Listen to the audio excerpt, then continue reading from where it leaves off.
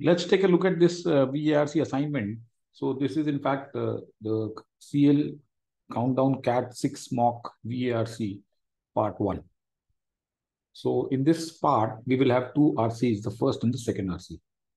So let's take a look at the first RC there. As the climate crisis increasingly alters the planet, indigenous peoples around the world are disproportionately affected. Their livelihoods, identities, and well-being have traditionally relied on lands and natural resources, and the regions they inhabit are susceptible to extreme weather events such as heat waves, droughts, heavy rainfall, and thawing of permafrost. Indigenous peoples are on the front line of climate crisis despite having contributed little to global emissions. So, author is suggesting that these indigenous peoples, okay, those who are native to a certain land, they are very badly affected by climate crisis. They have hardly contributed anything. They live a very basic, you might say, primitive lifestyle, but they are at the receiving end of all that's happening due to these extreme weather events. These communities have lived in close relationships with their environments for thousands of years, developing sustainable ways of life, protecting natural ecosystems, and adapting to changes such as climate variations and human-made disasters. Indigenous cultures, traditions, and spirituality are connected to their environment. Invasions, colonizations, land dispossession, and in some cases forced migrations have led to many indigenous communities losing their rights, facing poverty, and living in vulnerable regions with reduced capacities to adapt to the climate crisis. तो इन communities ने बहुत ही अपने environment के साथ closely relationship में रहे हैं thousands of years, and they have developed sustainable ways of life, and they have protected natural ecosystems.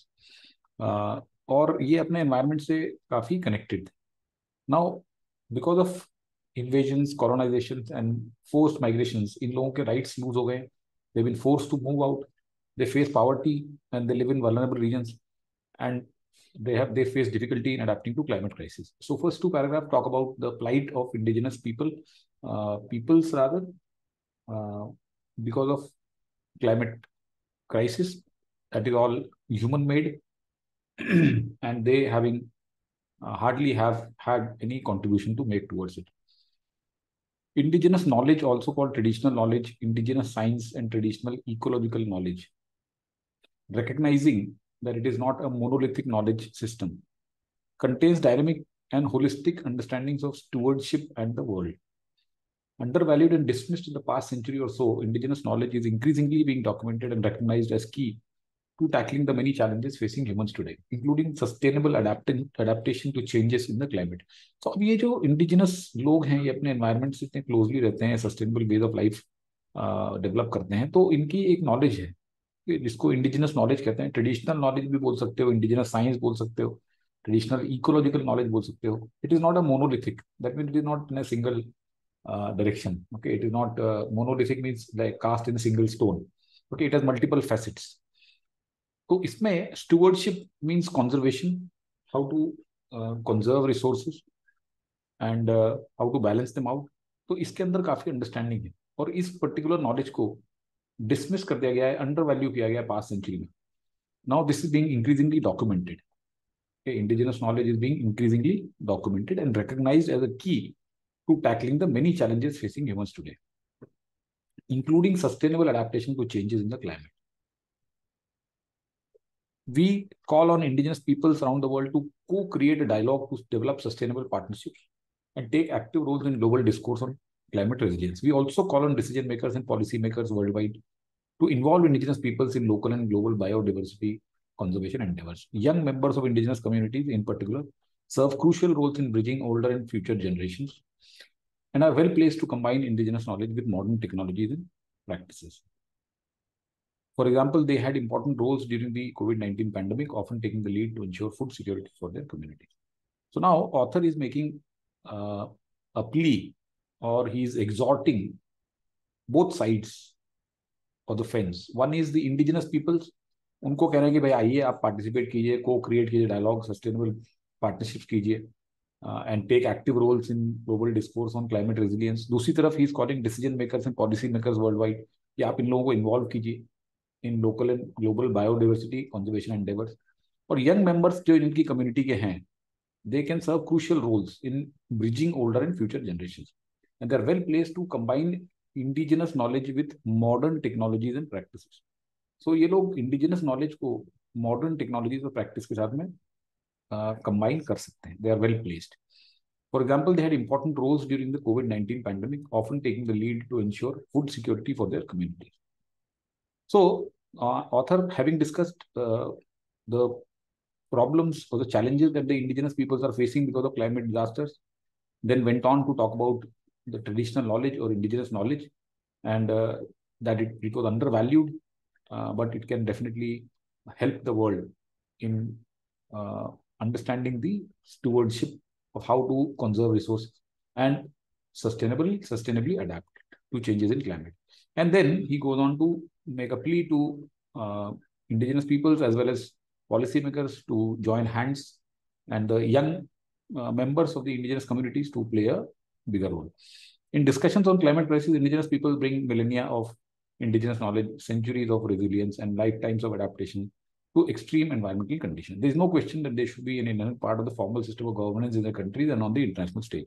So author कहता है इसमें कोई doubt नहीं है that they can play a much valuable role, much more valuable role than they are doing today.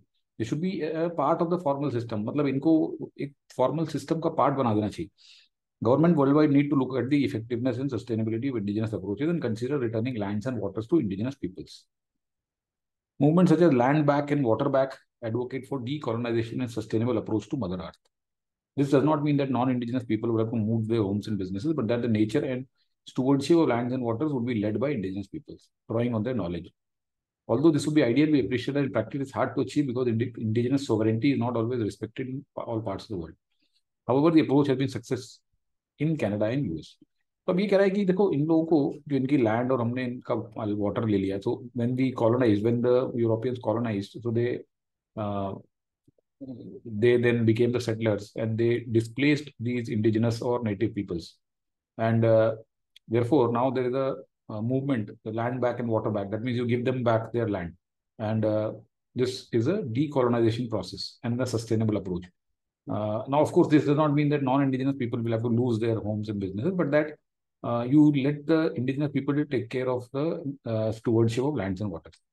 Now, this would be ideal. Okay, this would definitely be ideal, but it is hard to achieve because indigenous sovereignty is not always respected. So हर जगह पे हर country उसको respect नहीं करेगा कि आप indigenous लोगों को वापस छोड़ दो और उनके अपने let them control.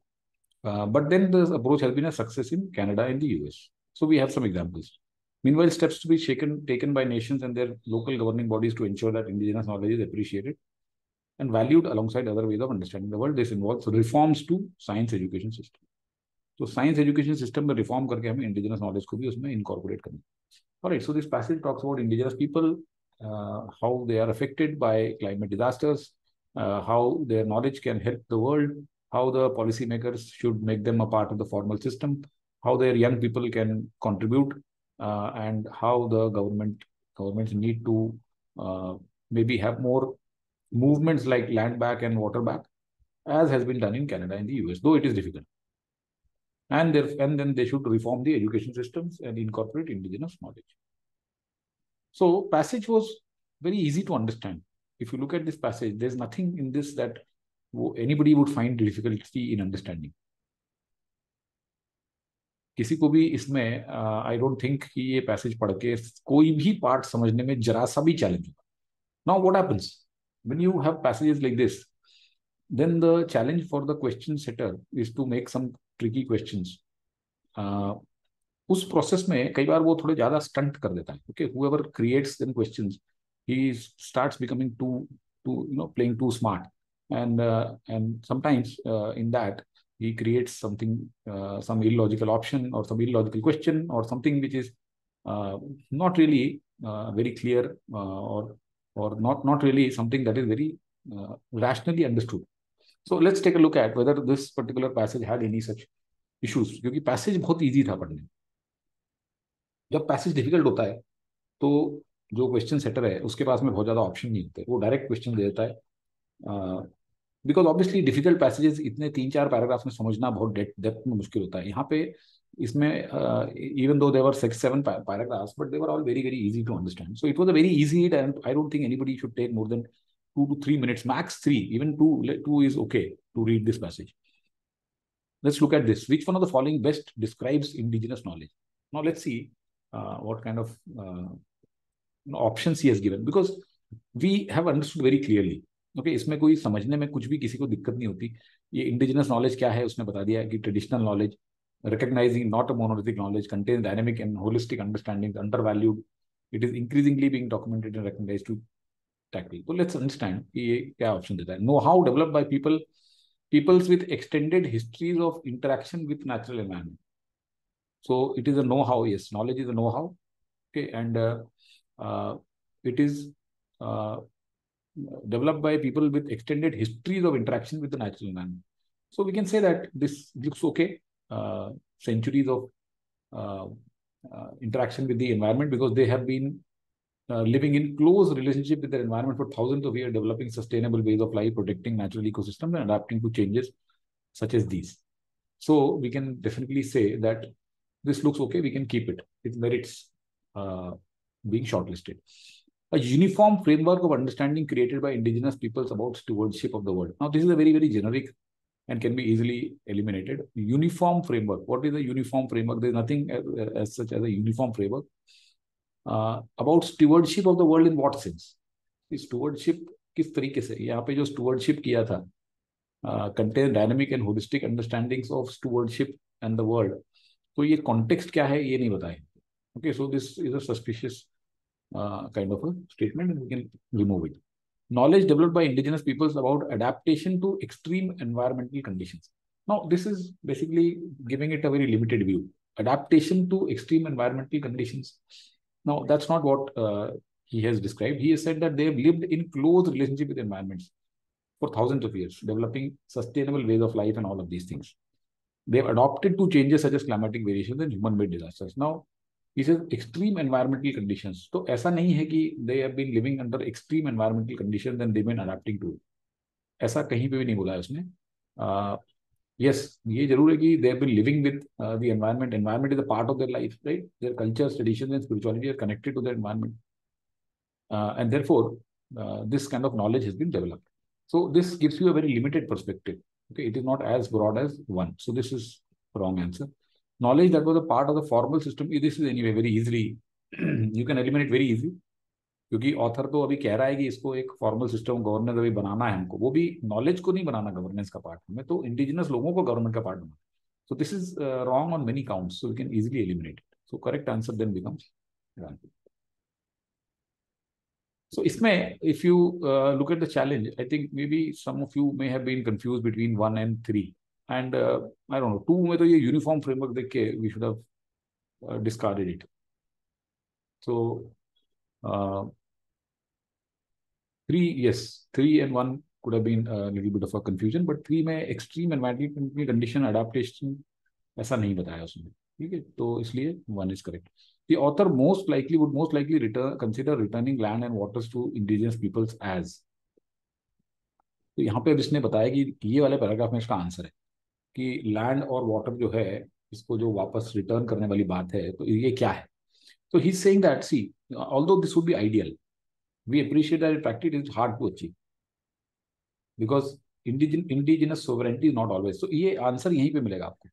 It is ideal, but it is hard to achieve. So ऐसा हमको आंसर ढूंढना है कि आइडियल है लेकिन hard to achieve. So ethical but counterproductive is totally wrong. We easily eliminate. Not easy but necessary. Yes. So ideal, can we say it is ideal? Ideal is necessary. We should do it. Okay. So ideal. Okay, we can say that yes, it is necessary, but and not easy. Not easy is okay. Okay, not easy is fine. Not easy is fine. That is hard to achieve. Okay, but necessary is okay. We'll put a question mark here, but keep it here. Practical and effective. ऐसा तो उसने नहीं बोला है. Practical कहाँ बोला है? And effective उसने ये नहीं कहा है कि this would be ideal and it is hard to achieve. So this doesn't match, and therefore 3 can easily go out. Sensible, but unrealizable. Now sensible. Okay, so ideal, we can say it is sensible. Yes, it is ideal. It is sensible. Ideal and sensible match, but unrealizable we can't say, can we? Because already it has been a success in these 2 places. So if you look at it, this becomes a gross distortion. The fourth option, unrealizable, this is totally against what has been given there, because it has been realized in certain countries, Canada and America. तो unrealizable तो नहीं कह सकते, इसको necessary को ideal जरूर कह सकते हैं. So we'll live with this, but we can't live with this unrealizable thing because it is very clearly mentioned here that it will be success, right? So therefore we'll eliminate 4 and we will keep 2. So इस तरीके से हमें काम करना है कि we'll have to find these 2 options were easily eliminatable and जो 1 और 3 थे, and इसमें हमें थोड़ा सा डाउट था लेकिन हमने अनरिलायबल के बेसिस पे इसको रिमूव कर दिया. Each of the following is a necessary assumption for the arguments presented by the author except. तो इसमें क्या assumption है? Indigenous youth possess indigenous knowledge in a meaningful way. Now I have a little bit of a challenge with this one. Is it really an assumption? See what he's saying about the young people. Well, let's understand it clearly. Young people, okay, young members of indigenous communities in particular serve crucial roles in bridging older and future generations and are well placed to combine indigenous knowledge with modern technologies and practices. Now, on this basis, can we say that very clearly say that they possess indigenous knowledge in a meaningful way? See, I have my doubts. I have my doubts here because maybe the young people, they are in tune with the modern technologies and practices, and the knowledge is there with the older people here, and these people can then play a role in bridging the gap. So even if they don't have possess these language in meaningful ways, they can always learn it, or they can always bridge that gap. So I'm not really certain about this, but still I'll keep it. Indigenous knowledge is transferable to modern concerns. Yes, this definitely is an assumption because that's why we are saying that you need to incorporate it within the science systems. So therefore, this assumption definitely is valid, and this is not the answer. It is possible to change scientific education systems. This is given here. This involves reforms to scientific education systems. So this basically statement definitely assumes that it is possible to change scientific systems, right? So therefore, this is a valid assumption. We can remove it. Indigenous knowledge is currently undergoing a revival. So indigenous knowledge is currently undergoing a revival. Nowhere has it been mentioned. Okay, is indigenous knowledge is increasingly being documented and recognized as a key to tackling the many challenges facing humans today. So can we say that indigenous knowledge being documented means that it is currently undergoing a revival? Revival means what? That it was there, that it was forgotten, and then it is again coming back. Revival means re-establishment, reenactment. Now, can we assume this? My thought goes to this statement also. Undervalued and dismissed in the past century or so, indigenous knowledge is increasingly being documented. Can we not then say that this assumes that indigenous knowledge is currently undergoing a revival? So my problem now, the correct answer given for this particular option as per CL official answer is 4. Whereas to my mind, this and this both are suspicious. Indigenous knowledge, I don't think that by reading just this much, just by reading this statement, that young members of indigenous communities in particular serve crucial roles in bridging older and future generations and are well placed to combine indigenous knowledge with modern technology. So let's say today somebody is a software engineer, somebody is in tune with the modern technology and practices, and then so do we really need him to be a subject matter expert or anything? Let's say the people who design software, are they subject matter expert on things, or they have people who act as go-between? So these young people are well placed to combine indigenous knowledge. Now, this indigenous knowledge of whom? Their indigenous knowledge, or the indigenous knowledge being a part of the older people's knowledge system? So I don't really think, based upon this, we can say that the indigenous youth possess indigenous knowledge in a meaningful way. This can be a necessary assumption. I don't think so. And similarly, it is undergoing a revival. As per me, this is an assumption. As per me, this is an assumption. And therefore, I had, when I was doing this mock, I had marked A as the answer, but unfortunately, he has mentioned 4 as the answer. So I will leave it to your discussion. I'm not going to announce. As per me, I find 1 to be not an assumption, 4 to be an assumption, because it is definitely stated that it is undervalued and dismissed in the past century or so. Indigenous knowledge is increasingly being documented. So we can say that it is undergoing revival. All right. So official answer 4, my answer 1. I leave it there. Which of the following, if true, would most weaken the central argument presented in the passage? So central argument presented in the passage is that indigenous people, so they are facing challenge, and their knowledge definitely should be considered. They should be made a part of the system. So let's see which one weakens. Survey reveals that majority of young people of this millennium are moving away and showing less interest in traditional practices. Technological advancement have been shown to be as effective in addressing environmental challenges as indigenous knowledge. Indigenous knowledge has not been specifically recorded and stored appropriately for transmission to future generations. Basing policy on research evidence as opposed to people's belief is imperative, since the latter are very often wrong. Now, first says, survey reveals that majority of young people of this millennium are moving away and showing less interest in traditional practices. So, will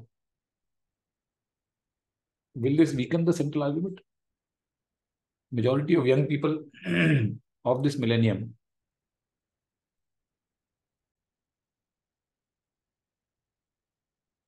So these young people, who are these young people? Are they those young indigenous people, or they are in general? So that is not defined here. So this becomes a little bit of a problem, because even if majority of young people in this millennium are moving away and showing less interest, it does not really weaken the argument that the indigenous knowledge and indigenous people should be made a part of the formal system for environmental protection. So still, I'm not very convinced while removing this, because this majority of young people, this may also include all those indigenous people. So though the answer justification says, or the reasoning given for removing this was that this majority of young people may not pertain to those indigenous, but what if it may pertain to those? Those also are a part of this. How do we know? So based upon whatever is written, we cannot conclusively say this. Okay, so anyway, we'll just keep this. Technological advancement have been shown to be as effective in addressing environmental challenges as indigenous knowledge. Now, technological advancements is okay, because he's saying that in any case, they are well placed to combine indigenous knowledge with modern technologies and practices. Therefore, in any case, that has been factored in. So technological advancements have been shown to be as effective in addressing environmental challenges as indigenous knowledge.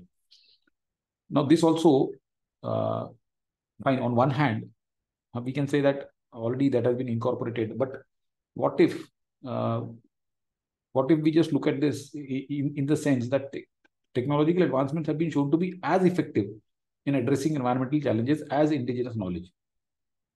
So then, do we need indigenous knowledge? If technological advancement are as effective as indigenous knowledge, then do we need? So this also weakens, isn't it? So to my mind, this also weakens a bit. To my mind, this also weakens a bit. Okay. Now, third, indigenous knowledge has not been specifically recorded and stored. That's okay. This one can be eliminated, because this is not really a weakening point, as he has already mentioned here that they are increasingly being documented. So fine. It has not yet been recorded. That's okay. Fourth, basing policy on research evidence as opposed to people's belief system is imperative, since the latter are very wrong. Now, people's belief system, is this knowledge, whatever knowledge we have, is this a belief system? These communities have lived in close relationship, developed sustaining ways. Indigenous cultures are connected to their environment, facing indigenous knowledge, traditional indigenous science, traditional ecological knowledge. It is not a monolithic, contains dynamic understandings. These are understandings. We call on indigenous people to develop. So I don't know. I mean, again, this has been given as the correct answer here. In this particular, the official answer is fourth. Now, basing policy on research evidence as opposed to people's belief system is imperative, since the latter are often very wrong. So, is this people's belief system, can we equate it to indigenous knowledge? I don't know. See, this is again a ridiculous question as per me. Okay, this is a ridiculous question, because just as I had mentioned, as I was reading out and explaining the passage, that there's nothing in the passage that one cannot understand, and therefore, to make it unnecessarily difficult and challenging, they would try to pull some stunts, and this exactly is one of such stunts. This is one of the most ridiculous questions that I have seen. इसमें पता ही नहीं है इसको कि क्या क्या option बनाए गए हैं, किस तरीके से हर ऑप्शन, ये भी ऑप्शन लग सकता है, वीकन कर सकता है इन अ वे. This option can also weaken. Okay, and this option can also weaken, and it may not also, because belief system we don't know. So again, I reserve my judgment here. The correct answer again has been given as 4, but to my mind this also looks okay, this also looks okay. Yes, only third can be definitely eliminated. तो आप ये दो question देख लीजिए, 3 और 4. इसमें मेरे हिसाब से 1 is a better answer. Okay, he has justified it in his own way. Fine.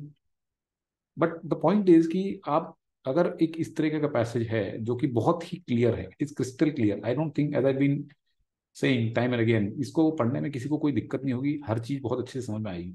तो अब आप बीच में से उसके उठा के और ऐसे उल्टे सीधे क्वेश्चन क्रिएट कर दोगे, तो that is not really a very good way to create questions. Okay, so these two questions are stupid questions, if you ask me. Very childish questions. Okay, and the options that have been created are worse. So let's move. Okay, whatever takeaway we have to take from this, we have taken. Let's go to the next passage. For a language without a physical address that has come frighteningly close to extinction, Yiddish's will to live seems inexhaustible. The lesson is straightforward. Survival is an act of stubbornness. Yiddish has been experiencing something of a revival. So ये Yiddish language है. तो Yiddish language almost close to extinction आ गई थी. उसका कोई physical address भी नहीं है. That means it is not restricted to a country. But its will is inexhaustible. So because it's a stubborn language and it is experiencing something of a revival. Yiddish came to life at least a millennium ago. 1000 साल पहले Yiddish language शुरुआत हुई. Earliest historical documents is back to 12th century in Rhineland in Western Germany as a code switching form of communication called Lost Ashkenaz, the language of Ashkenaz, juxtaposing High German and Hebrew. There's a scholarly theory that posits that the combination was High German and Aramaic, which was used by Middle Eastern Jews. At any rate, Yiddish was the tongue of women, children, and illiterate. So, इसका historical background बताया गया है. 1000 साल पहले आई थी, and code switching form, juxtaposing means putting side by side. इसमें High German थी, Hebrew भी थी, और combination of High German and Aramaic, Middle Eastern Jews use करते थे. And this was the tongue of women, children, illiterate. That means not really a very scholarly kind of a language. During the Enlightenment, so 1500 onwards, Enlightenment period start हो गया. Secularists called Maskilim depicted Yiddish as a contorted language incapable of civilized thought.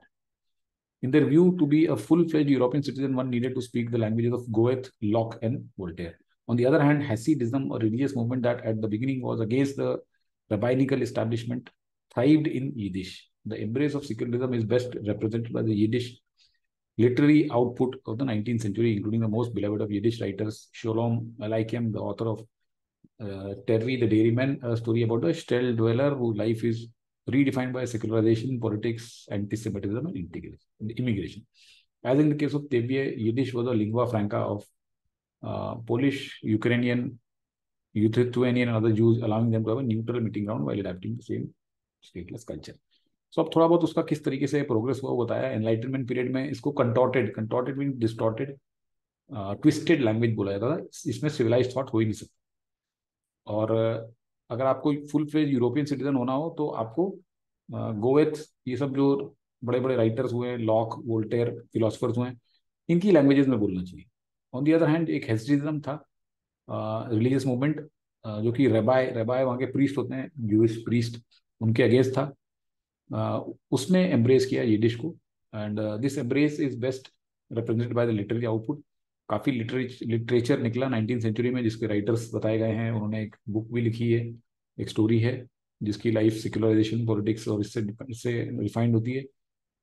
Yiddish was the lingua franca, means the language of common use, lingua franca of Polish. तो Polish, Ukrainian, Russian, Lithuanian, other Jews जो थे, ये सब ये Yiddish में बात करते थे। तो they have a neutral meeting ground, and they had the same stateless culture. Another enemy of Yiddish was Zionism. In the late 19th century, as a hope for Jewish state found its ground, it was portrayed as jargon spoken by the diaspora, the language of homelessness without a true national voice. To combat this deficit, Hebrew needed to be revived. Soon, the myth sprung of Hebrew pioneer in sharp contrast with large-nosed, hunchbacked Jew that Zionists themselves vilified. Hebrew, which officially became the national language of the state of Israel in 1948, is spoken about 9 million people. तो अब जायोनिज्म जो था, तो Zionism was basically the religion of Jews. So this Zionism was the movement for creating land for Israel. Okay? So Jewish people, उनके लिए land नहीं, so there was no land or country for Jewish people till 1948. So Zionism was a movement that wanted Jews to give a place. So ये भी इसका enemy था Yiddish language का, क्योंकि 19th century में जैसे ज्यूइश स्टेट की hope it found ground, it was portrayed as jargon spoken by diaspora. Diaspora means the people of a country who live outside the country. जैसे Indian diaspora इस, जो भी हमारे इंडियंस दुनिया भर में फैले हुए हैं, तो दे आर कॉल्ड डायस्पोरा. सो ये जो लैंग्वेज थी, ये Yiddish, because it was spoken by all these people in Germany, in Europe, and by all of these people, Polish, Ukrainian. So it was considered to be a language spoken by diaspora. It was not really considered to be a language of the home state of Jews. तो language of homelessness without a true national voice, ऐसा उसको कहा जाता है. To combat this deficit, Hebrew needed to be revive. तो अब इसको, अब ये डेफिसिट है, because Yiddish was not considered the rightful knowledge, the rightful language of Jews. So Jewish wanted their own language of their state, of their country. तो वो Hebrew थी, तो हिब्रू को रिवाइव करना था. Soon the myth sprung of Hebrew pioneer in sharp contrast with the large-nosed, hunchbacked Jew that Zionists themselves vilified. तो एक hunchbacked Jew, Jews को काफी inferior समझा जाता था. Actually, they were looked down upon, and they were described by all kinds of words, hunchback, Kubade, all of those things, large-nosed. तो ज्यू भी इन लोगों को, जायनिस्ट देमसेल्व्स, इनको वाइलिफाई करते थे, इनको हेट करते थे. तो अब इनके अगेंस्ट आ गया कि एक हेब्रू पायोनियर भी थी. Now we have good Jews. Hebrew which officially became the national language of state of Israel, spoken about 9 million people. तो अभी 9 मिलियन लोग उसको उसमें बात करते हैं. So basically, what he is trying to suggest in this paragraph is that the Zionist movement itself was an enemy of Yiddish language, क्योंकि Yiddish language को सिर्फ ऐसा समझा जाता था कि जो डायस्पोरा की लैंग्वेज है, उसको कभी भी इक्वेट नहीं किया जाता था ज्यूइश स्टेट से. तो इसलिए हिब्रू डेवलप हुई, और जो यिदिश जो बोलते थे उनको भी ऐसा समझा जाता कि they are not the right Jews, they are the inferior Jews. And then this way, Hebrew became the national language of the state of Israel, and 9 million लोग उसको बोलते हैं. तो हिब्रू और यिदिश तो में ये बेसिकली कॉन्ट्रास्ट है. Yiddish is also language of Jews, but then it is the language of those Jews who are not living in Israel. They are present all across, whereas Hebrew is a state language of Israel. In contrast, Yiddish represents exile, a longing for home. It was the backbone of Jewish labor movement of the US. The feminist Emma Goldman championed women's equality and free love in Yiddish. Abraham Cahan, the feisty commanding editor-in-chief of Forward, the left-leaning Yiddish newspaper in New York at the turn of century, saw the language as a tool for educating Jewish immigrants about their rights. तो ये बताया गया कि ये जो Yiddish language थी, ये exile और लॉन्गिंग फॉर होम को रिप्रेजेंट करती है. इसमें यूएस के जो यूएस लेबर मूवमेंट है, उसकी बैकबोन थी. प्लस जो एमा गोल्डमैन विमेंस इक्वालिटी को जो चैंपियन किया, और जो फॉरवर्ड जो था एक न्यूज़पेपर, उसमें इसको एजुकेट करने के लिए यूज किया है जूइश इमिग्रेंट्स को. तो therefore this language was basically not, I mean, it was being used all across, except in Israel. Given everything Yiddish has gone through, how it was a tool of cross-border continuity, how it was pushed to the crematories by the Nazis, how after the Shoah it thrived in some diasporas but was pushed aside in others, its sheer endurance is nothing short of miraculous. Yet nostalgia alone cannot push a revival beyond its narrow means. It continues to be a language without a homeland, without an army, a flag, a post office, or a central bank, the language of small, dispersed people. So, यहाँ पे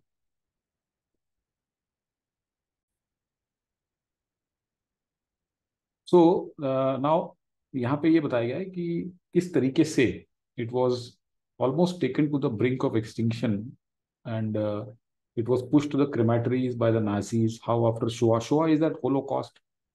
Holocaust हमने भी discuss किया था common lit passage में. So how 6 million Jews were exterminated by the Germans in Second World War. तो this particular Shoah is basically that only. तो ये किसी किसी डायस्पोरा में तो थ्राइव हुई, कहीं पे हटा दी गई, और इसके जो एंड्योरेंस है ये मिराकुलस है. Yet nostalgia alone can not push revival beyond it's narrow means. तो खाली नॉस्टैल्जिया से ही ये रिवाइवल नहीं हो सकता. It continues to be a language without a homeland, without an army, a flag, a post office, or a central bank, the language of small, dispersed people. So, this passage talks about Yiddish, how it has survived, how it has been driven to almost extinction, but still it continues to be revived, and how it was different from the Jewish state language, which is Hebrew. कैसे इसको Europe में किस तरीके से इसकी शुरुआत हुई, कौन कौन लोग इसको बोलते थे, and how this was a language of exile, how it was a language for various movements in the US, and how it still continues to hold on without a homeland, army, flag, post office. So that's about Yiddish. Let's look at the questions. Again, थोड़ा सा passage समझने में थोड़ा difficult था. अगर आपको context नहीं पता है ज्यूइश स्टेट का तो थोड़ा सा मुश्किल हो सकती है, because some of the jargon, some of the terms were specific to your understanding of these issues. Hebrew, then Jews, then Shoah, then Nazis, then Israel state formation in 1948. So these are certain things which, if you knew, you would be in a little better position to understand this passage. Otherwise, you may have had a challenge a little bit here or there. So you can see, आपने देखा दो passages direct contrast. पहला passage बहुत straightforward, easy to understand. Two questions were dicey there. दो question ठीक थे. और यहाँ पे अब हम देखेंगे ये थोड़ा सा पढ़ने में little tricky था. So let's see how the questions are. It can be inferred from the passage that the author laments that Yiddish is perceived as symbolizing each of the following except. So author जो है वो थोड़ा दुखी है, laments means regret कर रहा है कि Yiddish को इन चीजों को represent symbolize करता है except homelessness. Yes, होमलेसनेस को तो करता ही करता है. यहाँ पे लिखा ही हुआ है, कई जगह पे लिखा हुआ है, it is the language of homeless, right. So represent exile, okay, longing for home, okay, language for homeless. So कई जगह पे they have mentioned that it's a language for homeless. So homeless has been language without a homeland, right? So homeless has been mentioned many times. So not the answer. Unsophisticated, ये भी बताया हुआ है यहाँ पे कि it was the language of women, children, illiterate. Secularists depicted Yiddish as a contorted language incapable of civilized thought. So this very clearly mentions unsophisticated. So this is also not the answer. Anti-Semitic. Okay, so Yiddish is perceived as symbolizing anti-Semitism. Now, what is anti-Semitism? See, anti-Semitism, we should know this term very well. Anti-Semitism is the hatred of Jews. Okay, so if you hate Jews, then you are anti-Semitic. So Yiddish cannot be anti-Semitic. Right? Yiddish to language है इनकी. So how can it be against the Jews? Right? So anti-Semitism is against Jews.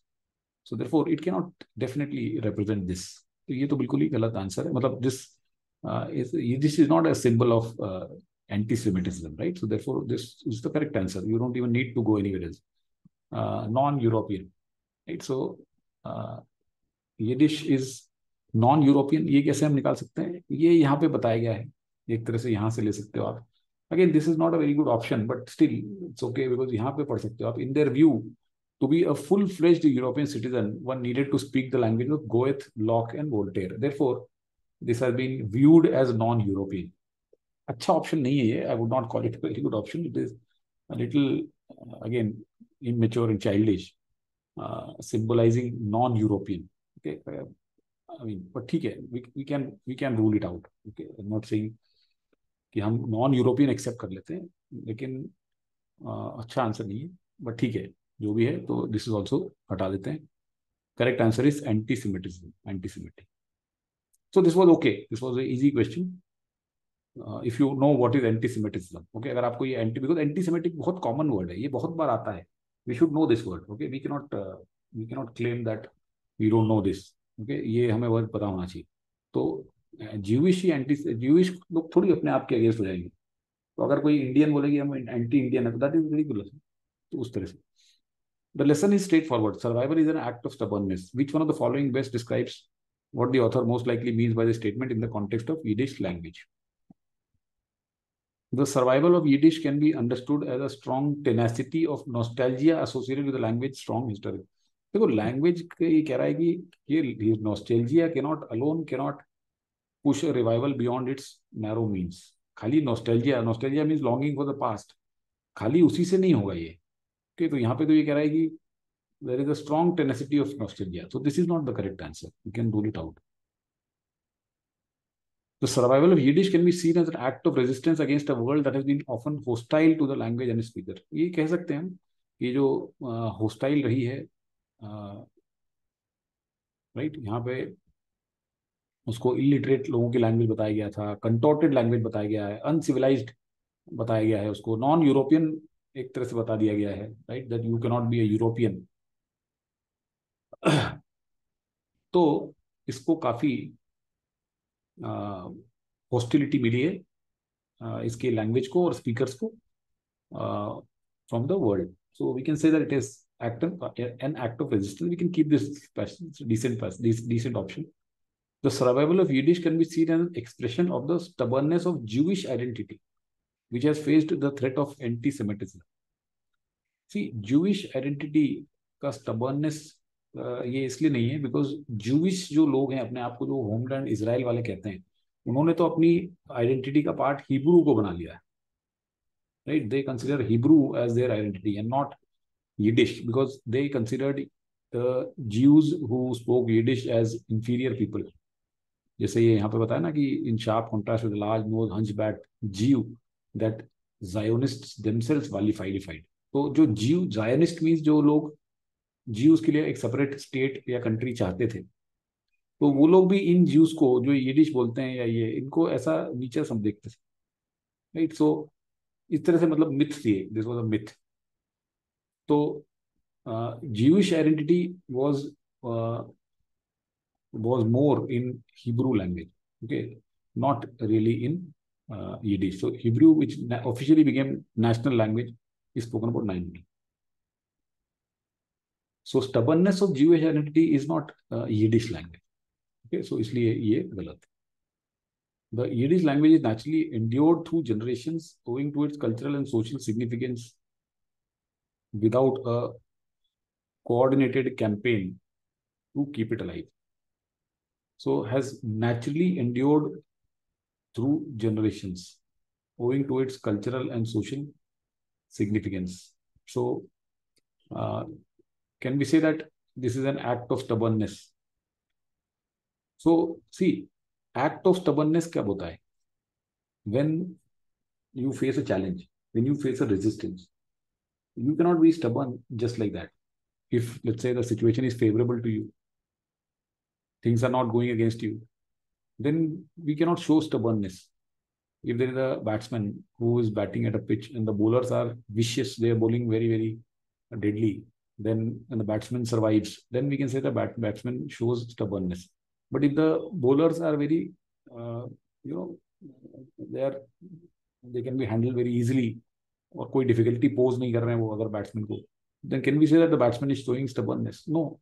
तो ये जो fourth option है कि it has naturally endured, मतलब उसको कोई problem ही नहीं हुई, अपने आप चली आ रही generations के through, उसकी cultural और social significance इतनी ज्यादा है, then can we say that it has shown an act of stubbornness? No. Therefore this is not a correct answer. Right answer is 2. इसमें आपको 1 and 4 तो निकाल सकते थे आप, उसमें नॉस्टैल्जिया था और इसमें ये था, बट 2 और 3 में हो सकता है कंफ्यूजन हो, बिकॉज स्टबर्ननेस भी बताया हुआ है इसमें, लेकिन Jewish identity was not through Yiddish but it was through Hebrew. The author would agree with each of the following except Hebrew and Yiddish have different symbolic roles. Yes, Hebrew और Yiddish के role symbolic अलग अलग हैं. Hebrew is basically the language of the land of Israel, while Yiddish is the language for diaspora, for people who are not living in Israel. They are all over the people who are the Jewish people who are spread all over the world. So they have different symbolic roles. Yes. So this is not the correct answer. Yiddish served as a cultural unifier. ये भी बताया हुआ है यहाँ पे इसमें कि same stateless culture. Yiddish was the lingua franca of Polish, Ukrainian, and other Jews, allowing them to have a neutral meeting ground while inhabiting the same stateless culture. So this tells you that this was a cultural unifier. Therefore, this is not the correct answer. Yiddish has served as a tool for activism. Yes, activism तो है यहाँ पे. ये देखिए यहाँ पे labor movement, backbone of Jewish labor movement, feminist, Emma Goldman championed women's equality and free love. This is also a movement.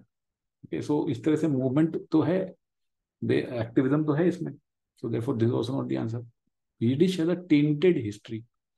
Tainted मतलब कि दाग लगी हुई, okay? जिसके दामन में कुछ दाग लगे हुए, that means this is what a disgraceful. Tainted means disgraceful और इल रेपुटेड. तो इल रेपुटेड और disgraceful, they are really little extreme. We can't say that this language was disgraceful. Tainted history has tainted history नहीं. You can't say that if let's say people did not accept it, उसको लोग tongue of illiterate कहते हैं या contorted language बोलते हैं, uncivilized language बोलते हैं. Can we say that it has a tainted history? I don't think so. Therefore, this author would not agree with this. Okay, so 4th is the correct answer. Which of the following sentences from the passage can be considered as its thesis statement? So thesis statement मतलब क्या होता है? बस the thesis statement again means the main idea. Okay, main idea or central concern.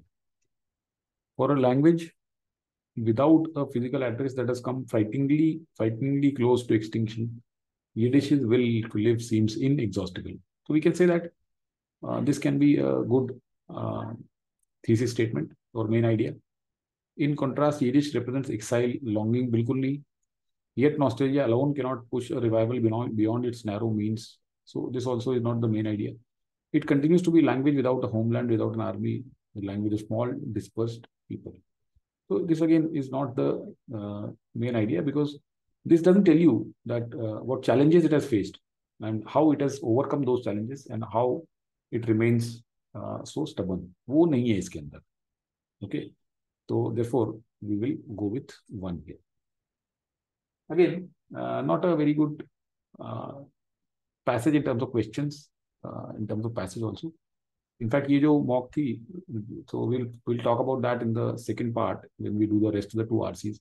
बाकी के जो 2 RCs थे वो still much better थे, and they were little more logical. Questions were more logical. Here, again, as I ठीक है, इसमें भी now somebody might say thesis statement या main idea, somebody might think कि ये जो लास्ट में लिख दिया इसने, nostalgia alone cannot push a revival beyond its narrow means. तो क्या ये कहना चाह रहा है कि लैंग्वेज चाहे कितनी स्टेबर्न है, it may not be able to stage a revival beyond this narrow means? That means its future is not really as bright as it seems. Is he trying to say that, or is he saying that no, his main point is that this language is very stubborn? तो last में ये statement लाने से थोड़ा सा doubt आ सकता है इसमें about this one, but again, Okay, we can remove this and we can go with 1 because that just says that nostalgia alone cannot push. Okay, there's something else is also needed for it. So author is perhaps suggesting that we need to make some more efforts, coordinated efforts to keep it going. Okay, so but this doesn't then tell you the main idea. So we can remove it. We will go with 1. यहाँ पे tainted में, अब tainted किसको मान रहे हो आप? क्या आप लैंग्वेज को जो लोग उल्टा सीधा कहते हैं उसको टेंट मान सकते हैं? आई डोंट नो, मतलब ठीक है, नहीं मान रहे तो वी विल रिमूव इट. तो इस तरह के कुछ सी आरसी ऐसी होनी चाहिए, पैसेज ऐसे होनी चाहिए जिसका आंसर जो है वो आपको क्लियर कट हो, आपके दिमाग में कोई डाउट ना आए. Okay, the language has to be, the words used has to be such that you get convinced and there's no element of doubt. तो यहाँ पे ये जो इस तरह के वर्ड्स यूज कर दिए इसने, टेंटेड, यहाँ पे नॉन यूरोपियन इसने यूज कर दिया, no these are not really very good options. Though I am not saying that ये हम इसको चूज कर लेते हैं, but again not you don't get a good feeling after doing this kind of RC. Okay, both these RC first was so simple to read, but again uselessly messed up in the last 2 questions. Here also a couple of options unnecessarily trying to mess things up. All right, so for whatever it was worth, I hope the session was useful. Thank you so much. And then I look forward to having you in the second part. Okay, so we'll do the second part and then send that across also. Thank you. Bye-bye.